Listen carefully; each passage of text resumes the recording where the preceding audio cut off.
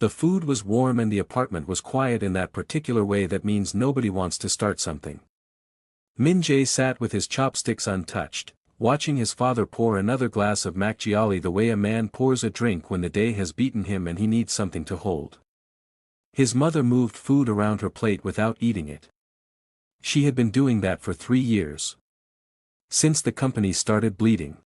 His father set the bottle down and looked at his son the way he always did, like a man who wants to say something and has trained himself not to. He said that the Yoon family's construction bid had come through. He said it the way you say a name that has weight in a room. 22 years, he said. That project should have been theirs. Minjae said nothing. His mother picked up her glass. The silence that settled over that table had a shape, a specific heaviness, like a stone everyone could see but nobody would name. Minjae looked at his father. He looked at the age in those hands, at the way the man he once thought was made of solid things had slowly, over 3 difficult years, become someone who poured macchiato and talked about what should have been his. He thought, this is what bitterness looks like when it has nowhere to go. He thought, I am not going to become this. He did not say either thing out loud. Some promises you make to yourself in silence. Those are the ones that break you. He had seen her family's name on documents his whole life. He had never expected her to look like that. The architecture review firm was bright and clean in the way of offices that have not yet been lived in long enough to feel like anything. Minjae had arrived early and sat in the waiting area with a folder on his lap and his phone face down, the way people sit when they are trying to belong somewhere they aren't sure of. The elevator opened. A young woman stepped out with 2 coffees and a tablet tucked under her arm, moving with the particular momentum of someone who was always running 10 minutes behind where she needed to be, not frantic, simply forward. Her hair was half-pinned, her blazer slightly crooked in a way that suggested she had put it on in a hurry and forgotten to check. She set one of the coffees on the receptionist's desk, glanced at the schedule on the wall, and stopped. She looked at him. He looked at her. The name on his visitor badge read Co Minjae. The lanyard around her neck read Haein. Neither of them had ever met. But both of them had heard the other's surname said like a curse at a family dinner table. They shook hands the way adults do when they were raised by people who would not have permitted it. 2 people can carry the same war and meet each other like strangers.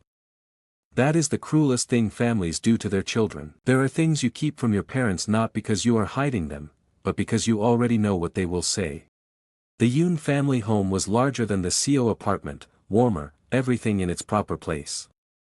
Haein sat at the kitchen counter while her mother cooked, the familiar rhythm of a household that had always run on the energy of one capable woman.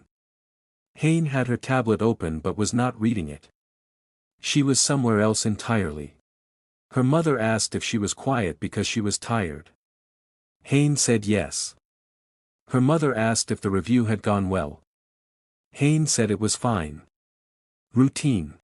Then her mother, without turning from the stove, mentioned that the CO firm had sent someone to the building. And Haein went very still in the way of someone choosing not to react. She said they were in different meetings. She said there was nothing to tell. Her mother made a small sound that contained 17 years of her father's anger, 2 lawsuits, a contract dispute that had calcified into something permanent, and the particular tightness around her father's jaw on the evenings when that family's name came up at dinner. Haein closed her tablet. She thought about the handshake. She thought about the steadiness of his eyes, how they had not wavered, not even for a moment, even though they both knew exactly whose children they were. She thought, that was not what I expected. She did not know what she had expected. You cannot unknow a person's eyes once you have looked into them. Not even if their name is the one you were taught to fear. Every family has a villain in their story. In the Yoon family's story, it was the COs. In the CO family's story, it was the Yoons. The truth lived somewhere nobody was looking. It was late and the apartment was quieter than usual when Minjae sat across from his father at the kitchen table and asked, for the first time, what had actually happened. Not the version he had grown up with, the short, hardened version his father recited like a verdict, but the real one. The beginning of it. His father looked at him for a long time. Then he spoke slowly, like a man unpacking something heavy from a high shelf. He said they had built the Yunpyang complex together, he and Yoon Jung-go. Split the contract. Split the work. And when the project overran budget and the filing was done, it was done under the Yoon firm's name only. Jung-go had called it a paperwork error. He had walked away with the credit and left Tail with the debt. Minjae asked if they had spoken after. His father said some things don't need words. What the man did said everything. Minjae looked at his father, at the man who had been holding this wound for 22 years, who had built a wall around it and called the wall principle. He saw a man who had stopped asking questions the day he decided he already had the answers. He said nothing. But he thought, I want to know the other half of this story. He did not know yet that the other half of the story had her father's face, and her eyes. The first time was coincidence. The second time, she chose the same coffee shop knowing his office was a block away. She told herself it was convenience. It wasn't. Thursday morning. The cafe near the Yongsan Review office. She was already at the counter when he walked in. She saw him before he saw her. She did not leave. He spotted her. He stopped for exactly 1 second, long enough to register, not long enough to decide anything, and then he walked to the counter anyway. He said it was a coincidence. She said obviously. They both said it the way people say things they know are not entirely true. They waited for their orders side by side. When the barista called 2 names at the same moment, they both reached for the counter at the same time and their hands nearly touched, and both of them pulled back in the same breath. After they had their cups and the easy reason to leave had passed, neither of them left. She told him she had read his site report from the Yongdungpo consultation.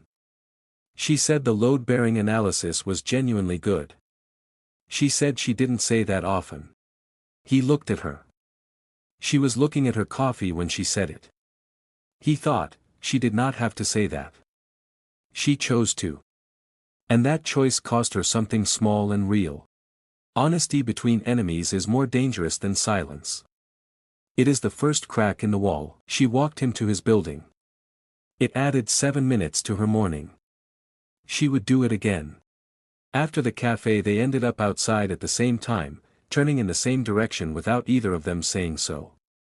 It was October, the sky that particular blue that Seoul only manages in autumn, clean and cold and very wide. She asked him if he knew about the Yunpyang project. He said yes. She said her father talked about it differently than his father probably did. He said he imagined so. They kept walking. She said she was not claiming her father was right. She said she only knew one version of the story. He said so did he. They reached the corner where their buildings divided the street between them. Neither of them moved immediately. She said there were 2 sides to it, whatever lived between their families. He agreed.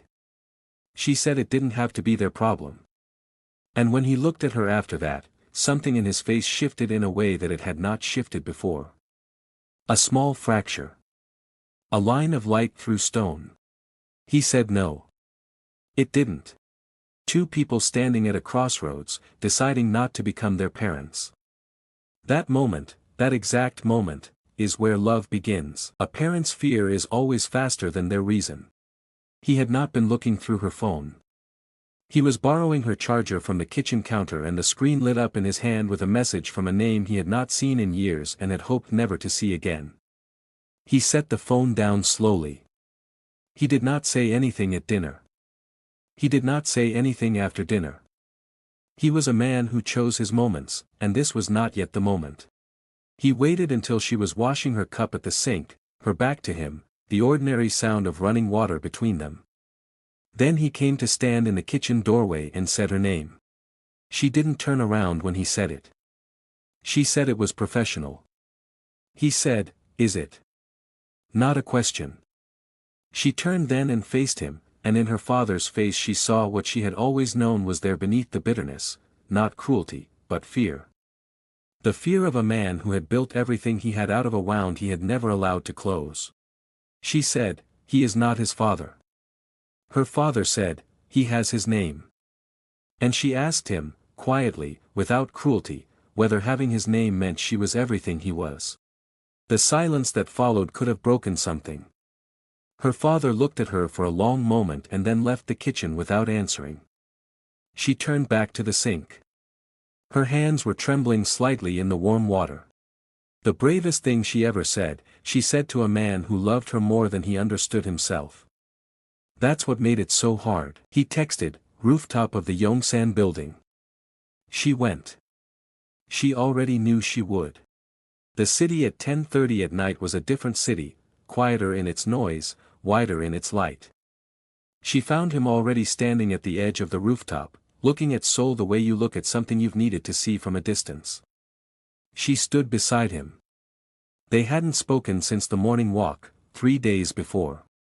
He told her his father had asked about her. She told him hers already knew. He asked how bad.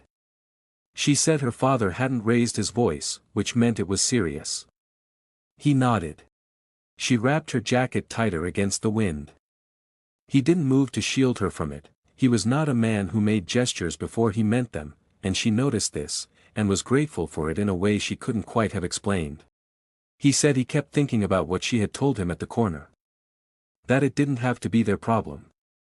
She said she had meant it. He said he knew. But he wanted to be honest with her.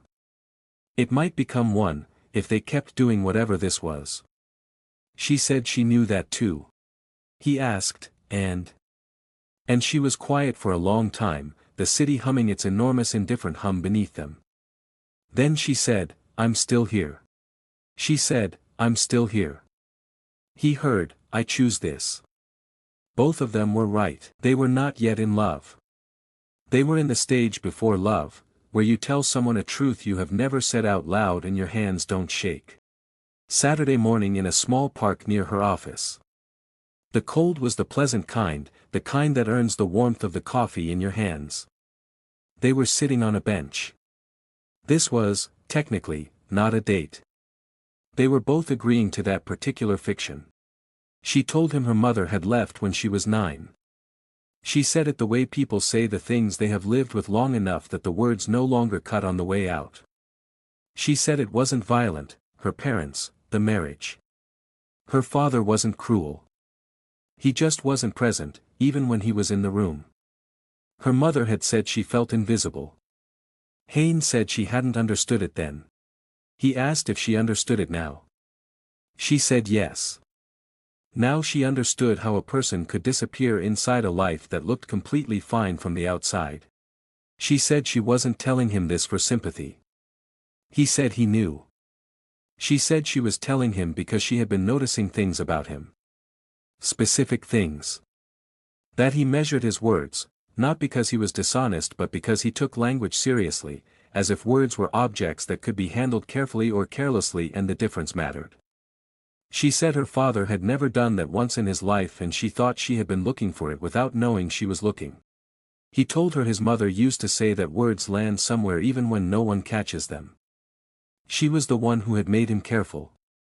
Haein said she sounded like someone worth missing. He said she was. They had not held hands yet. They had not kissed. But they had given each other the real things. Which is harder than all of it. Nobody planned it. But some collisions are not accidents, they are the world deciding it has waited long enough. The supplier meeting was in a neutral office building in Mapogu, the kind of place that belongs to no one. Minjae and Haein had arrived separately, for separate reasons, and found each other in the lobby, and found their fathers already visible through the glass wall of the conference room, seated at opposite ends of the table with 11 years and a consultant between them. The posture of those two men, the rigid precision of people who have been rehearsing their contempt for so long it had become a kind of posture, was something Minjae recognized from dinner tables and late-night macchiali and 100 versions of a story told the same way every time. His father saw him first. Something moved in the older man's face, surprise, and then the particular expression a father makes when he realizes his son has been keeping something significant. Then Junggo turned and saw Haein standing beside Minjae, and his face became a mask that only his daughter could read. She said his name very quietly. He said he wasn't going to pretend. Not in here. Not in front of both of them. She looked at him and he was already decided, the way he sometimes was, the way that meant nothing would change it. He opened the conference room door. She followed him in. There is a kind of courage that isn't loud. It just walks through a door. Some conversations only happen once. You don't get to rehearse them. The consultant had been quietly dismissed. 4 people and 22 years and a table that was not big enough to hold any of it. Minjae's father asked his son how long. Minjae said long enough to know her, which was more than their family had ever given the Yoons. The older man looked like someone had reached inside him and rearranged something. Jungdo looked at his daughter and said he had told her. She said he had told her a name.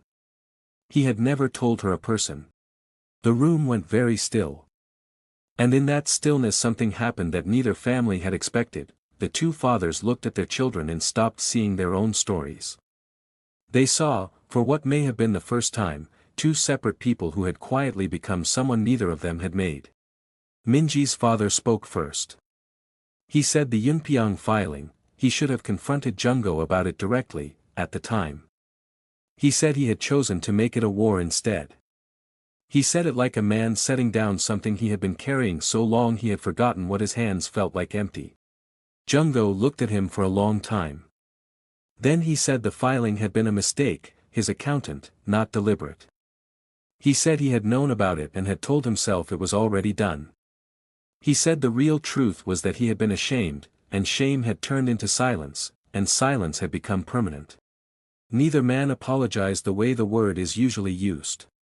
But something cracked open between them that had been sealed for 22 years.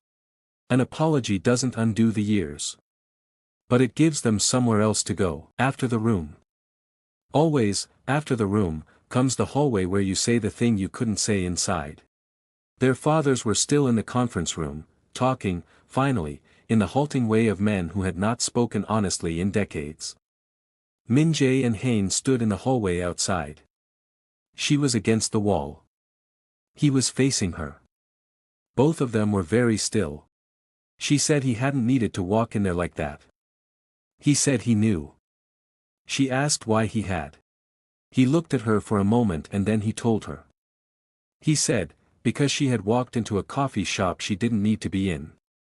Because she had said the report was good when she had no reason to. Because she had come to a rooftop at 10:30 at night. Because she had told him about her mother on a park bench in October. He said, every time, it was you. Every single time, it was you who showed up first. Something in her face went quiet and open at the same time, the particular expression of a person who has been seen clearly, perhaps for the first time. She reached out and took hold of his sleeve. Just his sleeve, the fabric of his coat, a small and complete gesture. He looked down at her hand. Then he covered it with his. Through the glass behind them, their fathers were visible, 2 men beginning, haltingly, something that might become understanding. 2 conversations happening at once. Both the most important conversations of their respective lives. 2 sons. 2 daughters. 1 debt. 1 resolution. And in the hallway outside all of it, the beginning of something that belonged only to them. He had never once asked her what she wanted. She had never noticed until he did. Sunday morning. The kitchen. Her domain in a house where her father had never learned to cook and had never apologized for it. He came to the doorway the same way he had come many times before, but this time he asked if he could sit. She looked at him. She stepped back from the stove and said yes. She made 2 cups of tea without being asked. He wrapped both hands around his and was quiet for a long while. Then he told her he had spoken with Seo Tail on the phone the day before. She asked how it had gone. He said the man was not what he had remembered, or perhaps he was, and the memory itself had become distorted by so many years of carrying it. He tried 3 different ways to ask the question he had come to ask, and she could see him trying, and she waited. Finally he asked it plainly, was Minjae good to her? She turned and looked at her father. The question had shifted something in her face. She said yes. He said she had been different recently, since several months ago. More present, was the word he settled on. She said, yes. That. He said he wouldn't pretend the CO name didn't carry weight for him. She said he didn't have to pretend anything. She just needed him to try. He looked at her for a long moment. Then he said, I'll try. 2 words. 11 years in the making. 2 words. 11 years in the making. The most important thing he ever said to her. The first conversation was about anger. The second one was about love. That is always the harder one. Minjae was cooking on a Tuesday evening. He cooked on the evenings his mother used to, a habit he had kept without examining it too closely. His father sat at the kitchen table with his reading glasses on and a newspaper he was not reading, the television low in the next room, the ordinary sounds of the apartment settling around them. His father said her name. Minjae didn't turn around. Said yes. His father said, tell me about her. Minjae stopped. He had never been asked this, not by his father, not about anyone. He turned. He looked at the man at the table. He said she was careful with things that mattered to her. That she didn't say something unless she meant it. That she had a way of seeing people clearly that most people couldn't manage. That she had been alone in her father's house since her mother left when she was 9, and she had made herself into someone anyway, without anyone making it easy for her. He said, she's someone I want to be good enough for. His father took off his reading glasses and set them on the newspaper. He looked at his son the way he had not looked at him in years, without the weight of loss between them, without the familiar grief, just, his son.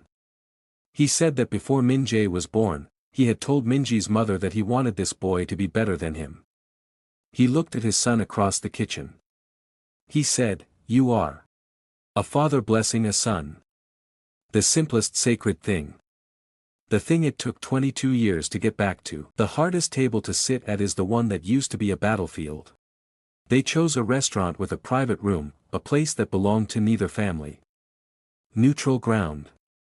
Minjae and Haein had chosen it together, and that act of choosing together felt, in itself, like something. The food arrived. Nobody was very hungry. The two fathers sat across from each other with the particular careful posture of men attempting something they had never trained for, not reconciliation exactly, not yet, but the proximity to it. Jungo spoke first. He told Tail he had gone back to the original contract from the Yunpyeong project. He said the filing error had been his accountant's, not deliberate. He said he had found out and had told himself it was already done, that reopening it would only make things worse. He said the true thing was that he had been ashamed. And shame had made him quiet. And quiet had made him harder. He said he should have come to Tail directly and he had not. Tail was very still for a moment. Then he said that he had gone to Jungo with anger before he had gone with questions. He said that was his part. The room breathed. Under the table, without looking at each other, Minjae found Haein's hand. She did not move it away. The dinner continued. They didn't hug. They didn't cry. They just told the truth for the first time. At a dinner table. Which is where Korean families do all their living. The best conversations are the ones after the hard ones, when you've survived something together and the air finally goes still. The fathers had left, not warmly, not coldly. Simply, left. With the particular careful courtesy of men who were not yet friends and were perhaps practicing. That was enough for now. Minjae and Haein stood on the pavement outside the restaurant in the cool night. She exhaled a long breath, the breath of a person who had been holding it for 3 months. She said, that was terrible. He said it had been exactly as terrible as it needed to be. She said her father had called his father by his proper name at the end, not just the CO man, but COSSI. He said his father had said thank you for coming. He said that in 31 years of watching his father, he had never heard him say thank you to anyone. She laughed. It was a real laugh, unguarded, surprised out of her, the kind that arrives before you can decide whether to let it. He watched it happen the way you watch something you have been waiting a long time to see. He said, "There it is." She asked what. He said he had been waiting to hear her laugh like that since the first morning in the coffee shop, when she had almost smiled over her cup, and he had thought, if I could get all the way to the actual laugh, it would be worth everything. She took his hand. Not under a table. Not his sleeve. His hand. Properly, with intention. He looked down at it. Then at her. Then he said, "It was the thing about the life you choose, it doesn't feel like a revolution. It feels like a Sunday." 6 months later. The CO apartment on a Sunday morning, sun on the kitchen floor in long warm panels. She knew where everything was now. She had learned it the way you learn a space when it starts to feel like yours, not all at once, but in small acts, knowing which drawer held the good coffee, which cup he preferred, how he took his mornings quiet before the day asked anything of him. When his father emerged in his house slippers and found her at the counter, she said good morning and asked if he wanted coffee. He stopped. He noticed she had called him a byojinim, father, formally, the word a daughter-in-law would use. She had never done that before. It hung in the kitchen air for a moment, that word, like something that had been waiting a long time to be said. He cleared his throat and said 2 sugars. He sat down at the table and picked up the newspaper. Minjae looked up from his blueprints and caught her eye across the kitchen. She raised an eyebrow. Was that all right? He gave a small nod, more than all right. Behind the newspaper, his father was hiding what was very clearly a smile. Home is not the place. It is the morning. It is the coffee. It is someone learning your father's name for the first time. A man can spend 20 years building walls. It only takes one morning to decide to build a door instead. Yoon Jung-do sat in his study with the phone in his hand and the documents on the desk in front of him, the original Yunpyeong contract, both names on it, notarized now. He had spent 3 weeks having this done. He had not told anyone. He called CO Tail's office. When the line connected, he said his name and there was a pause, and then he said what he had prepared to say. He said his firm's archive had the original joint contract with both names on it. He said he had had it notarized. He was sending it to Tail's office. He said it would not give back the years, he knew that. He said he was not asking for anything. He said he only wanted the record to say what had actually happened. He listened. Something in his face moved, the particular release of a man who has been holding his breath long enough that he has forgotten it is possible to breathe normally. He said, "Yes. Thank you. I'll tell her." He hung up. He sat in his study for a moment with the phone in his lap and the documents in front of him. Then he picked up the phone again and called his daughter. We do not need to hear what he said. We only need to see the expression on his face while it rang, the face of a father who has decided, late but not too late, to be different. The document won't fix everything. But it gives the truth somewhere to live. That is not nothing. That is the beginning. He never showed anyone the blueprint. Until he showed her. Until she asked him to build it. Late afternoon in his architecture office, the light coming through the large windows at the angle it only achieves in the hour before evening, everything amber, everything generous. She had come after work, which was common now. Their days had shifted toward each other's gravity without either of them having to say so.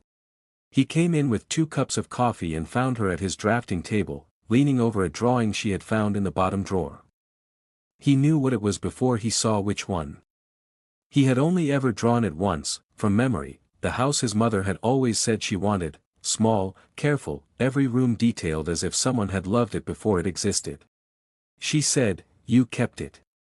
He said he had always kept it. She looked up at him and said he had added a room. He said he had added it a while ago. She asked, very quietly, who the extra room was for. He set the coffees down and came to stand beside her, both of them looking down at the drawing. He said he thought she knew. She did. She put one finger on the small room drawn in the margin, the lightest possible touch on the paper. She told him to build it. To actually build it. He said, when you stop calling him by his formal name. She laughed the unguarded laugh again, the one that arrived before she could decide. She said his name plainly, without any formality at all, just his name. He said, yes. That. Quiet and certain and complete. She called him by his name. Not his surname. Not his family. Just his name. Just him. The most radical thing one person can do for another. They didn't build the house yet. But they built the table. That came first. A dining room that was theirs, not an apartment, not a family home, but a place they had chosen together. Small and real and full of Tuesday evening. The table was too full of dishes and the chairs were slightly mismatched and the lamp threw gold over everything and 6 people were talking at once. Minjae's father and Haein's father were arguing at one end, not in the old way, not the way of 2 men rehearsing their resentments. In the way of men who had discovered, improbably, that they had strong opinions about the same things, and that disagreeing about them over food was the closest thing to friendship they currently knew how to manage. Haein's mother was laughing at something Haein's younger sister had said, the sound of it filling the corner of the room it always fills when a woman laughs with another woman she loves. Minjae looked across the table at Haein through all the noise and the dishes and the ordinary fact of all these people choosing to be in the same room. She looked back at him. Something passed between them, not a word, not a gesture. Just the specific look of 2 people who built something hard and true together and are seeing it from the inside now. He reached under the table and took her hand. She squeezed it once. The dinner went on. The city outside went on. And in the middle of all the noise and the history and the love that refused to choose a side, it was just Tuesday. Just Tuesday, which is the only day that ever really matters. This is what they chose. This noise. This table. This complicated, imperfect, real thing. This is what was stronger than the names they were given.